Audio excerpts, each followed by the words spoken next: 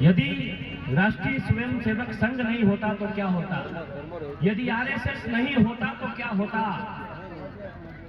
मित्रों, लोग ये कहते हैं कि ये राष्ट्रीय स्वयंसेवक संघ के लोग हैं, लोग ये कहते हैं कि ये विश्व हिंदू परिषद के लोग हैं, लोग ये कहते हैं कि ये अखिल भारतीय विद्यार्थी परिषद के लोग हैं, लोग ये कहते हैं कि ये हिंदू जागरण मंच के लोग हैं, लोग ये कहते हैं कि ये जय शिवा सरदार की, जय राणा प्रताप की कहने वाले लोग हैं, लोग ये कहते हैं कि ये केशव की, जय माधव की जय कहने वाले लोग हैं। इन्हें दूसरा कोई काम धंधा नहीं होता है, ये 24 घंटे फुर्सत में होते हैं। मैं उन लोगों से एक बात कहना चाहता हूँ कि यदि ये राष्ट्रीय स्वयंसेवक संघ के लोग नहीं होते, यदि ये जय शिवा सरदार की, जय राणा प्रताप की कहने वाले लोग नहीं होते, यदि ये भगवा गमछा गले में डाल करके जय जय श्री राम कहने वाले लोग नहीं होते, तो ये जो मंच पर श्रद्धेय जन बैठे हैं, इनकी जगह औरंगजेब की किसी पीढ़ी का कोई व्यक्ति बैठा होता।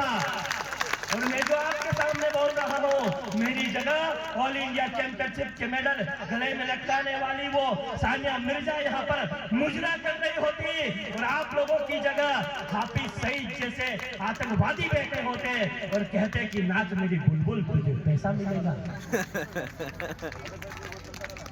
लोगों ने कहा कि ये देश रोम मिस्र सारे मिट गए जहां से, आखिर कुछ तो है कि हस्ती मिटती नहीं हमारी।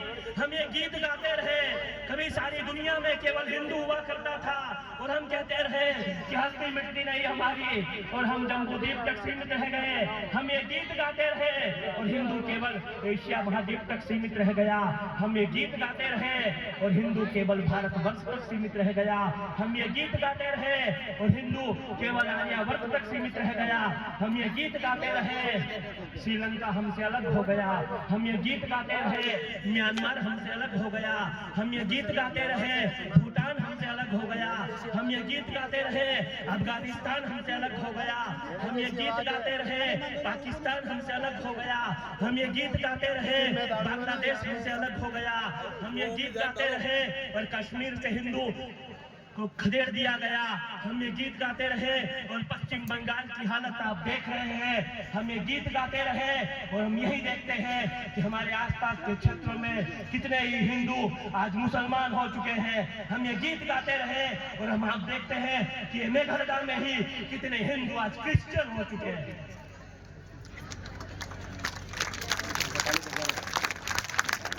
और मैं आपको प्रणाम करने से पहले इन्हें प्रणाम करना चाहता हूँ। क्या समझ है इन माताओं की, क्या समझ है इन बहनों की। भाई साहब, लोगों ने कहा कि यह देश वीरों का देश है। मैंने कहा ठीक बात है। फिर किसी ने कहा कि यह देश वीरों का है। मैंने कहा ठीक बात है। बोले आप हमेशा ऐसा क्यों बोलते हो ठीक बात है। मैंने कहा कि निश्चित रूप से यह देश वीरों का है, लेकिन इसमें थोड़ा सुधार करना चाहिए।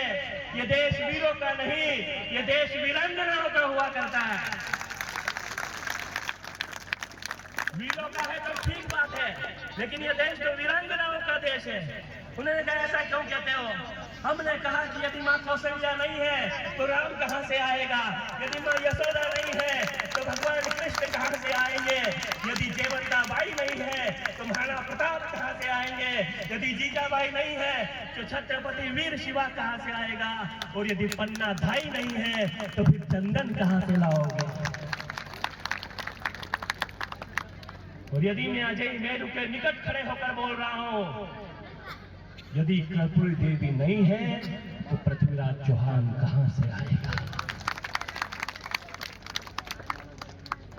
आज ये 6 गांवों का एक मंडल है और उस मंडल का आयोजन है, 6000 लोग भी नहीं है। हमने कहा कि ये तो गिरी सुमेल वाले लोग हैं, ये गिरी सुमेल वाले लोग हैं। इन्हें पता है कि 8000 लोग भी 80,000 लोगों पर भारी पड़ जाया करते हैं। ये वो शूरवीरों की धरती है, ये जेठा और कुंभा की धरती है, जिन्होंने बताया राष्ट्रभक्ति क्या होती है, जिन्होंने ये बताया कि कोई कलंक यदि हमारे तन पर, हमारे चरित्र पर कोई कलंक लग जाए, उससे अच्छा है कि हम अपने प्राणों का बलिदान देश के लिए दे दें। ये हिंदू समाज है। और हिंदू समाज, मैं सूर्य चंद्र की गति का निर्धारण करता। कौन होता है हिंदू? मैं सूर्य चंद्र की गति का निर्धारण करता, कभी भौरेंदु कभी सुदर्शन चक्र धारण करता, विष्णु भार्या धरा पर धर्म का संस्थापक हूँ, अपने वैदिक विचारों से मैं सर्वव्यापक हूँ, मैं वांछा कल्पद्रुम सारी विद्याओं का ज्ञाता, मैं शरणागत वत्सल, मैं भाग्य विधाता, मैं वामन, मैं विराट, मैं अदम्य साहस का सिंधु हूँ, मैं दशरथ नंदन मर्यादा पुरुषोत्तम, मुझे गर्व है मैं हिंदू हूँ।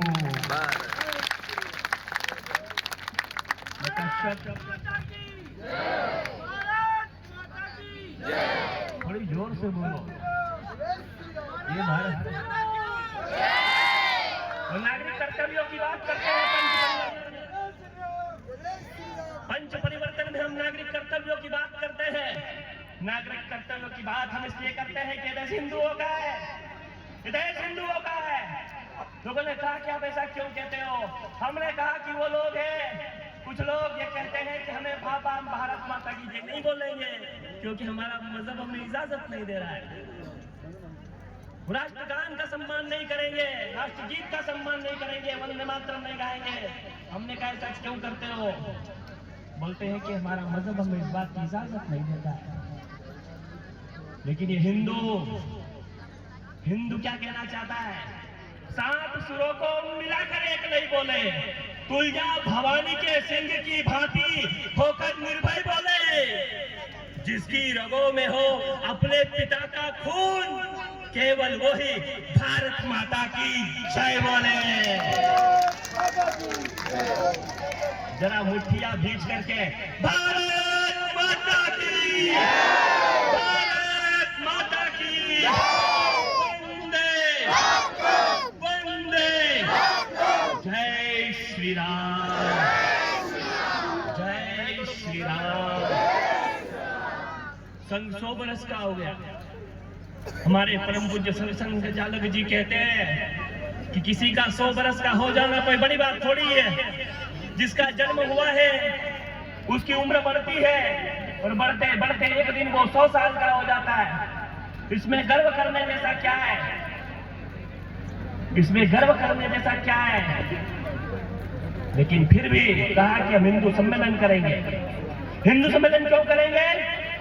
क्योंकि हिंदुओं को संगठित करना है, हिंदुओं को एक करना है। हिंदुओं को एक क्यों करना है? क्योंकि जहां जहां हिंदू एक नहीं है,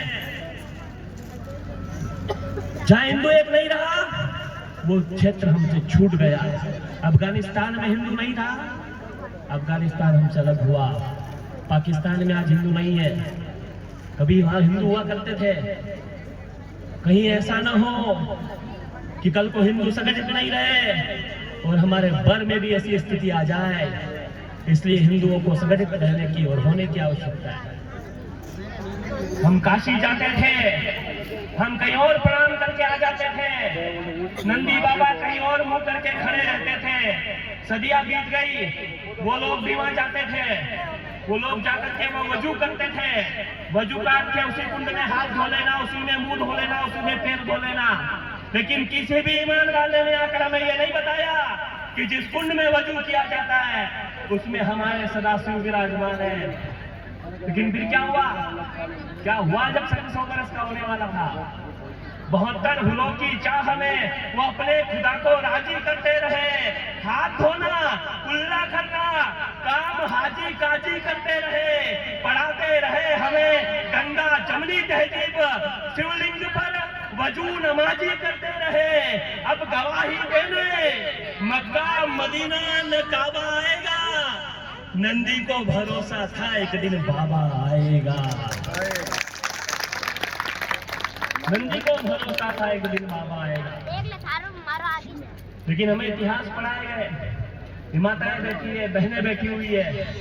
मुझे पता है गर्मी बहुत है, लेकिन 10 मिनट तो मैं और बोलूंगा। मैं इसलिए बोलूंगा कि ये वो बहनें हैं, ये वो बहनें हैं।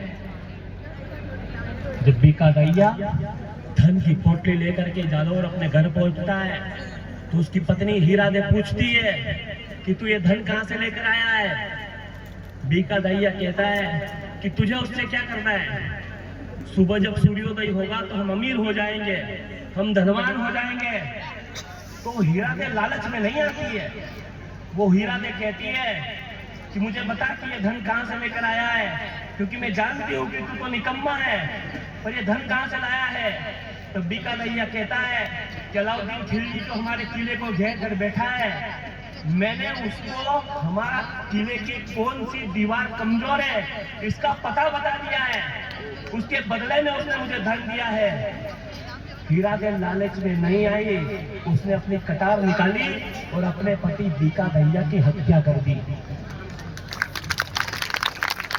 और बीका भैया की हत्या करने के बाद में वो जालौर के राजा कन्नड़ ने सोनगढ़ के दरबार में पहुंचती है। वहां जाकर के कहती है कि हे राजन, मैंने अपने पति की हत्या कर दी है। कन्नड़ से कहता है कि तुमने अपने पति की हत्या क्यों की है। वो जवाब इन स्वाभिमानी बहनों का, इन स्वाभिमानी बहनों के लिए सम्मान में उठे तालियां। हीरा देख कहती है कि मेरे पति ने देश द्रोह किया था, मेरे पति ने देश से गद्दारी की थी, मेरे पति ने धर्म से गद्दारी की थी, और धर्म से देश से गद्दारी करने वाला पति मुझे नहीं चाहिए। क्या पुरुषार्थ है इन बहनों का। और क्या ये जो केसरिया जो देख रहे हैं आपके तन पर, इसकी कीमत इतनी सस्ती नहीं है। ये कीमत सस्ती नहीं हो सकती है केसरिया की। क्या रानी हुई, पति युद्ध में जाते जाते वापस आया, रानी ने कहा कि वापस क्यों आ गए स्वामी। बोले मुझे तुम्हारी सुंदरता खींच लाई, यू आर सो ब्यूटीफुल। रानी ने कहा कि युद्ध में जा लड़, मातृभूमि बुला रही है, धर्म बुला रहा है, वापिस आ गया, तुम्हारे बिना मैं रह नहीं सकता। रानी ने कहा 2 मिनट ठहर। अंदर जाती है, शीश काट करके थाल में सजाकर भेज देती है, ये ले, इसे गले में लटका कर युद्ध लगा। वो हिंदुओं के शौर्य और स्वाभिमान की धरती है। और क्या बात करें इस धरती के गौरव की। ये वो धरती, ये धरती एक पद्मिनी 16,000 छत्राणियों के साथ में हवन कुंड में सिर्फ इसलिए कूद जाती है कि मेरे तन को कोई विधर्मी, कोई मलिक छू नहीं सके। और क्या बलिदान दिया उन्होंने। छोटे छोटे बच्चे, किन्हीं माताओं की कोख में बच्चे, किसकी गोद में बच्चे, छोटे छोटे बच्चे लेकर हवन कुंड में आहूत हो जाना, ये केवल हिंदू धर्म की बहनें कर सकती है, हिंदू धर्म की बेटियां कर सकती है। हिंदू सम्मेलन जो आयोजित हो रहा है, ये जो मेहनत करने वाले लोग हैं, रात रात दिन, भाई साहब, ये किसके लिए कर रहे हैं। ये बंगाराम जी आज सोजत रोड से आज यहाँ है, कल को ये बाड़मेर में थे, परसों को कई बालोतरा में थे। आखिर में क्यों, किस लिए। इसलिए कि मेरा हिंदू समाज संगठित रहे, मेरा हिंदू समाज एक रहे। हिंदू समाज जो और डर लग रहा है लोगों को, कई 100 बरस का हो गया है। जावेद अख्तर को डर लग रहा है, आमिर खान को डर लग रहा है, हकले शाहरुख को डर लग रहा है।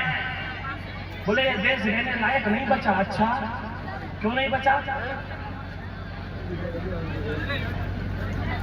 बोले डर लग रहा है हमें। हमने कहा तुम्हें डर क्यों लग रहा है।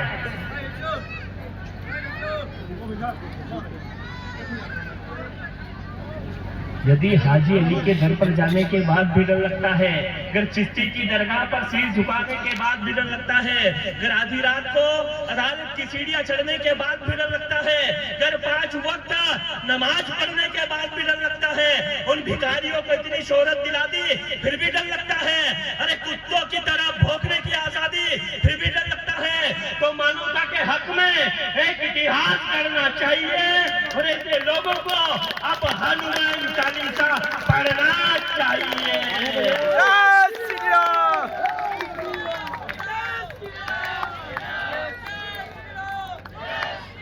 ये जय श्री राम का जय घोष हो तो फिर यहाँ से दोनों हाथ जरा आसमान में लहराते हुए जय श्री राम, जय जय श्री राम। हमें खिलजी पढ़ाए गए, हमें तुगलक पढ़ाए गए, हमें सैयद पढ़ाए गए, हमें लोधी पढ़ाए गए, हमें मुगल पढ़ाए गए, हमें ब्रिटिशर्स पढ़ाए गए, हमें पढ़ाया गया 2.5 दिन का झोपड़ा। इतिहासकारों ने लिख दिया 2.5 दिन का झोपड़ा। बोले क्या है? बोले भारत में बनी पहली मस्जिद है। अच्छा, कितने 2.5 दिन में बनाई? 2.5 दिन में केवल मंदिर को तोड़ा जा सकता है, किसी चीज का निर्माण नहीं किया जा सकता। हर मंदिर तोड़ दिया गया। यही हमारा अजय मेरू दुर्ग खड़े होकर आज इस बात की घोषणा कर रहा है फिर से।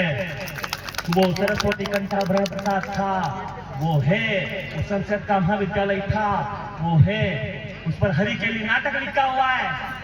क्या राजा हुआ इस धरती पर? हम पृथ्वीराज चौहान की पूजा करते हैं। 26 बरस की उम्र में दुनिया से जाने से पहले उसने अंतिम युद्ध के अलावा कोई युद्ध नहीं हारा। क्या शूरवीर योद्धा था वो? उस पर फिल्म बनाई जाती है, उस पर एक्टिंग करने वाला हीरो खुद 52 साल का। क्या विमर्श बिगाड़ा गया इस देश में।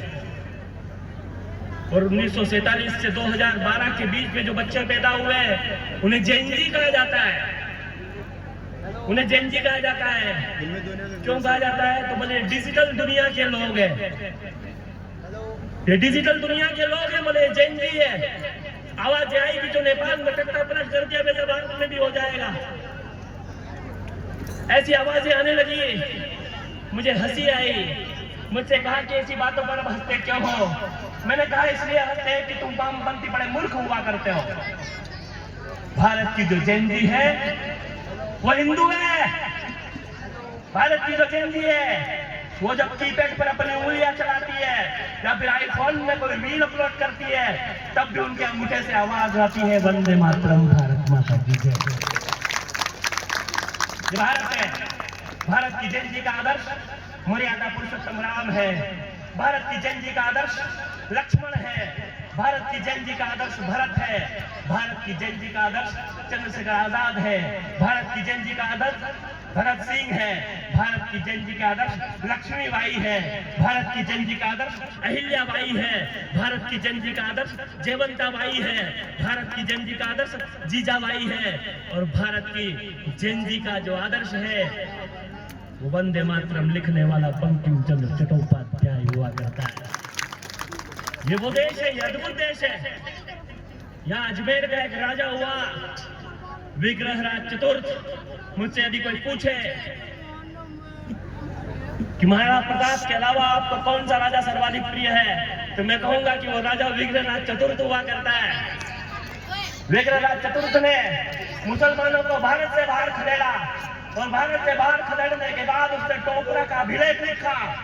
टोपरा का अभिलेख लिखा, उसमें लिखा उसने कि मैं मेरी आने वाली पीढ़ियों से इस बात की अपेक्षा करूंगा कि वो किसी भी मुसलमान को भारत में रहने नहीं दे, उन्हें अटक नदी से दूर ही रखे। क्या दूरदृष्टि थी उनकी। हमारे राजाओं ने घोषणा की कि अटक से कटक तक, क्योंकि उन्हें पता था कि कोई बड़े आएगा तो कहां से आएगा? अटक से आएगा। अटक कहां पर है? अटक पाकिस्तान में नदी हुआ करती है। हमारे पूर्वजों को पता था इस बात का कि अटक नदी के उधर ही रहे ये लोग। इसीलिए तो दुनिया का सर्वाधिक महान सम्राट यदि कोई रहा तो उसे हम बप्पा रावल के नाम से जानते हैं। नहीं पढ़ाया गया हमें बप्पा रावल को। हमें बप्पा रावल का इतिहास ही नहीं बताया गया, हमें पढ़ाया ही नहीं गया। लेकिन वो बप्पा रावल जो 12 बरस तक हरित ऋषि की गायें चराता है, गौ माता की सेवा करता है, पूजा करता है, एक दिन एकलिंगनाथ स्वयं प्रकट होकर के उसके हाथ में खड़क थमा देते हैं और वो अपनी तलवार लेकर के चित्तौड़ से लेकर के जब दौड़ लगाता है अपने अश्व पर बैठ करके, तो गजनी और खुरासान तक को जीत लेता है। मोहम्मद बिन कासिम को पराजित करता है और उसको पराजित करने के बाद आज एक बात कहना चाहता हूं आप सभी के बीच में। हिंदू सम्मेलन कुछ बात रहे याद चाहे ना रहे, लेकिन एक बात जरूर याद रखना कि यदि बप्पा रावल नहीं होते तो दुनिया में कोई भी हिंदू नहीं होता है। क्या सम्राट हुआ वो। राजस्थान की मिट्टी पर कदम कदम पर बलिदानों का इतिहास भरा पड़ा है। हिंदुत्व की रक्षा के लिए, हिंदुओं के स्वाभिमान के लिए भगवे ध्वज को सदैव ऊपर रखने वाले लोग, भगवे ध्वज की सर्वदा पूजा करने वाला ये राजस्थान का शौर्य और पराक्रम। यहाँ हरित की शिवा भक्ति त्याग तपश्चर्य है, स्वाभिमान से अलंकृत यहाँ भीलों का ऐश्वर्य है। गुहिल भोज महेंद्र महेंद्र अपराजित भी, काल भोज पप्पा रावल करते गजनी को विजित भी, भरत भट्ट अलघट नरवाहन नरसिंह कुमार भी, चैत्र सिंह लाखा हमीर हिंदू सुल्तान भी, कर्मावती पद्मिनी पन्ना मीरा जिनसे मृत्यु हारी है, गोरा बादल जयमल भट्टा कल्ला जी राठौड़ यहीं पर कीरत बारी है। प्रताप के पौरुष से उन्नत लवाटिहा हल्दी घाटी कहती, झालामान का बलिदान विराटी हाँ, चेतक की हिन हिनाहट इस धरा का स्वाभिमान कहती है, एक लिंग की धर्म ध्वजा जय जय राजस्थान कहती है।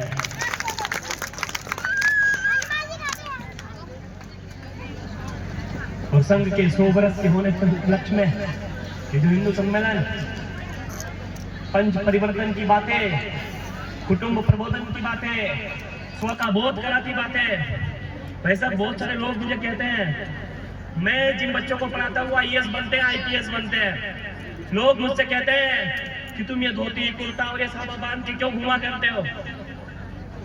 मैं उनसे कहता हूँ कि मेरे ऋषियों ने वेद लिख दिए, मेरे ऋषियों ने उपनिषद लिख दिए, आर्ष ग्रंथ लिख दिए, वो धोती में ही रहते थे। पगड़ी पुरुषार्थ की कहानी है, परिधान पुरखों की निशानी है, मंच देखकर भाषा नहीं बदली, अपना ये तेवर खानदानी है।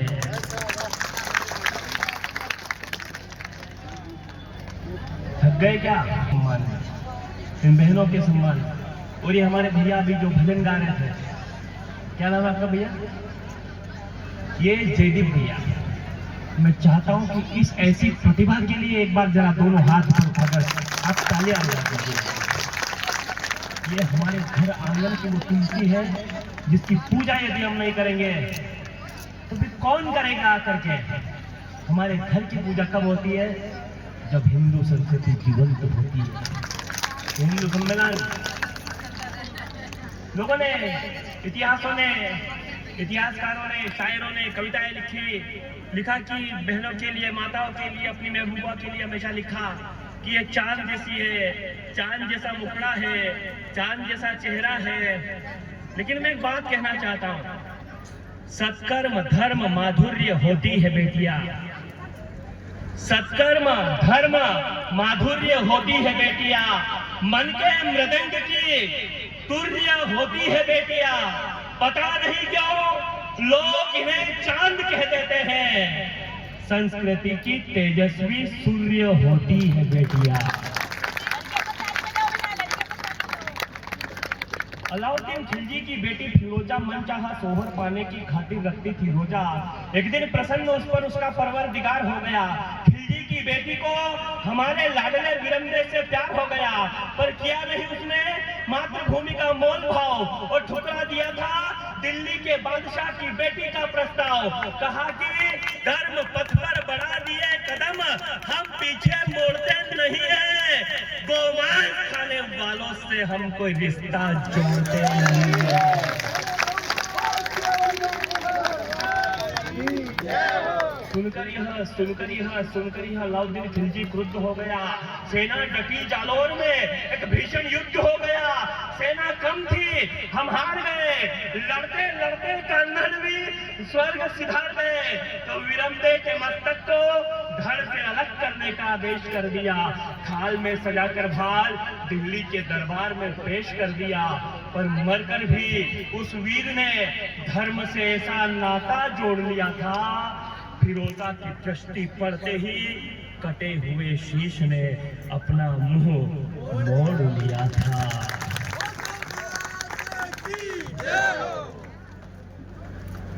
आइए मित्रों, कलश यात्रा निकली, उसके 2-3 घंटे पहले से हमारी माताएं बहनें तैयार हो रही थी। फिर कलश यात्रा यहाँ तक पहुंची, फिर 2 घंटे यहाँ भी हो गए। समय की अपनी सीमाएं हैं, मैं अपनी वाणी को विराम दूं, लेकिन अंत में इस उत्सव को महोत्सव तो बनाना ही बनाना है। एक निवेदन मेरा हाथ जोड़कर आप सभी से, क्या आप 1 मिनट के लिए अपने ही स्थान पर खड़े हो सकते हैं? अपने स्थान मुझे दूर लोग सब पास में आ जाएंगे, दूर बाहर घूम रहे हैं। अब आप बात नहीं करेंगे तो बस अंतिम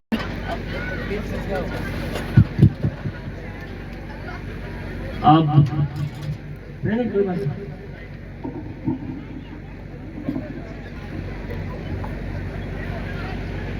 मेरी बहनों, मेरी माताओं, 1 मिनट बस, आप बाद में बात कर लेना ना। नहीं, आप ये जो संघ 100 बरस का हुआ, संघ के 100 बरस के होने पर क्या हुआ? मैं केशव की गोदी में जन्मा पला बड़ा हुआ। ये उनके लिए जो राष्ट्रीय स्वयंसेवक संघ का कार्य करते हैं। हमसे पूछा गया कि संघ क्या करता है? हमने कहा कि संघ केवल हिंदुओं के हित के कार्य करता है। संघ केवल हिंदुओं को जोड़ने का कार्य करता है। हमारे आदरणीय बरदाराम जी, घर के लोग पूछते होंगे इनको कि आप तो रात दिन कभी घर रहते ही नहीं हो, तो इनके आप दिल की धड़कन कहती होगी कि हिंदुओं को जोड़ना है, हिंदुओं को जोड़ना है। वैसा ही हर स्वयंसेवक, और आज हिंदू एक हुआ तो क्या हुआ? मैं केशव की गोदी में जन्मा पला बड़ा हुआ, माधव की उंगली पकड़कर खड़ा हुआ, बाला साहब देवरस ने संस्कारों से सींचा है, प्रोफेसर रज्जू भैया ने अखंड भारत का चित्र खींचा है, श्री सुदर्शन ने शाखा में कर्मों की गीता गाई है, और मोहन राव भागवत ने जन्मभूमि पर धर्म ध्वजा लहराई है। भारत का होता नित्य उत्कर्ष बोल रहा हूँ, हे भारत मैं संघ शताब्दी वर्ष बोल रहा हूँ। तालियां बजनी चाहिए आपकी। मैं संघ शताब्दी वर्ष बोल रहा हूँ। और क्या दिया संघ ने इस देश को? संघ ने क्या दिया? भाऊ साहब भोसकुटे, बाबा आपके नानाजी जैसे मैंने संघ दिया है। बसंत राव, यशवंत राव, दत्तोपंत मैंने ही मोरोपंत दिए। अंत्योदय वाला मैंने दुनिया को दीनदयाल दिया। कविता मुस्काई जब मैंने अटल बिहारी सा लाल दिया। ग्राम भारती, सेवा भारती, संस्कार भारती, मैं शक्ति संबल लेता हूँ। और जन्मभूमि पुकारती है तो मैं अशोक सिंघल देता हूँ। अविरल अनथक अडिग संघर्ष बोल रहा हूँ। हे भारत मैं संघ शताब्दी वर्ष बोल रहा हूँ। आइए हम लोग संकल्प ले, जात पात की करो विदाई, हिंदू हिंदू, हम हिंदू हिंदू एक रहे, हमें स्व का बोध हो और हम रक्षा करें उसकी, जिसकी रक्षा के लिए वो परमपिता भी दुनिया में आता है, अवतरित होता है। वो कौन है? वो हमारी गौ माता हुआ करती है। उस गौ माता की रक्षा के लिए उस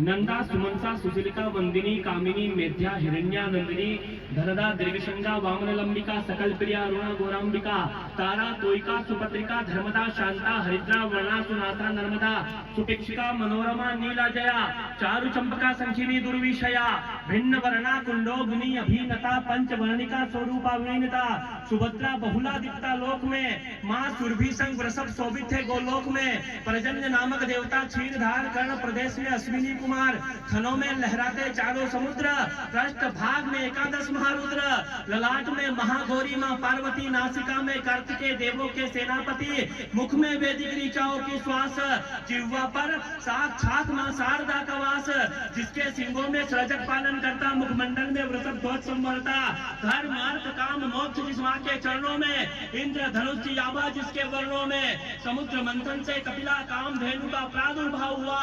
इस षष्ठी में मां शब्द का गौ माता से आविर्भाव हुआ। सूर्य वंश के प्रतापी रघुकुल में धेनु रक्षक राम मिले, 9 लाख गाय थी नंद के घर में, तो पुत्र रूप में घनश्याम मिले।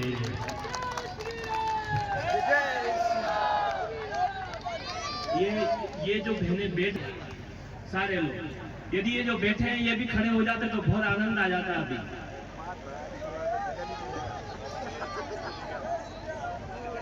वंदे मातरम, जय श्री राम। वंदे मातरम, जय श्री राम।